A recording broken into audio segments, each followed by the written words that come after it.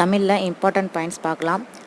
முதலாக பெண்களுக்கான பள்ளியை தொடங்கியவர்கள் ஜோதிராவ் போலே, சாவித்திரிபாய் போலே. ஓகேங்களா? மராட்டிய மாநிலத்தில் தொடங்கியிருக்காங்க. அதாவது ஜோதிராவ் போலேயும் சாவித்திரிபாய் போலேயும் மராட்டிய மாநிலத்தில் முதலாக பெண்களுக்கென பள்ளியை தொடங்கியவர்கள். ஓகேங்களா? நெக்ஸ்ட் பாயிண்ட் பாருங்கள். இந்த சாவித்திரிபாய் போலே அவர்கள் நாட்டினுடைய முதல் பெண் ஆசிரியர். ஓகேங்களா? நாட்டின் முதல் பெண் ஆசிரியர் சாவித்திரிபாய் போலே. 1848 பெண்களுக்கென தொடங்கப்பட்ட பள்ளியில் ஆசிரியராக பணியாற்றியவர் சாவித்திரிபாய் போலே. ஓகேங்களா?